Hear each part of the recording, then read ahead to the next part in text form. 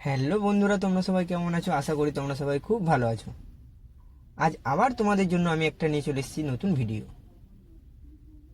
আজ তোমাদের এমনই একটা জিনিস দেখাতে নিয়ে চলেছি, যে জিনিসটা তৈরি হতে লেগে গেছে প্রায় 3 বছরের কাছাকাছি। কি এমন জিনিস সেটা, যেটা তৈরি হতে প্রায় 3 বছরের কাছাকাছি লেগে গেছে? সেটা আর কিছুই না, সেটা পুরীর জগন্নাথ মন্দির।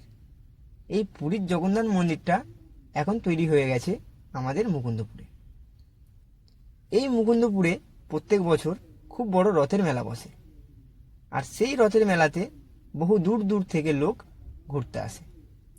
কিন্তু এখানে একটা জগন্নাথ মন্দিরের খুব দরকার ছিল, কিন্তু সেটা আজ সফল হয়েছে। কিছুদিন আগেই উদ্বোধন হয়েছে এই জগন্নাথ মন্দিরটি। মন্দিরটি বাইরে থেকে কতটা সুন্দর লাগছে, আর ভেতরে ঠাকুরগুলোকে কতটা সুন্দর লাগছে, সেটা দেখানোর জন্যই তো আজ এই ভিডিওটা বানানো। তো চলো আর দেরি না করে এবারে আমরা দর্শন করে আসি জগন্নাথ মন্দিরটি।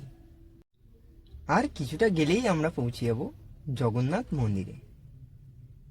জগন্নাথ মন্দিরে রোজ নাচ গান কীর্তন সব কিছুই হয়।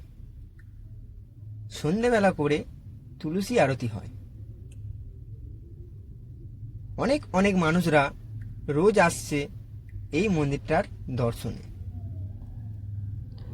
মায়াপুর গেলে আমরা যে আনন্দটা উপভোগ করি, এই মন্দিরে এলেও আমরা সেই আনন্দটাই উপভোগ করতে পারছি। তো চলো আমরা মন্দিরে চলে এসেছি, এবারে দেখে নিই মন্দিরটা। জয় জগন্নাথ, হরে কৃষ্ণা, হরি বল। তো চলো আমরা একটু নাচ গান দেখে নিই।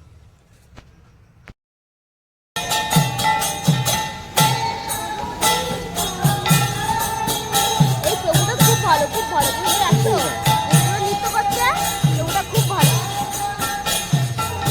রনি প্রভু আছে।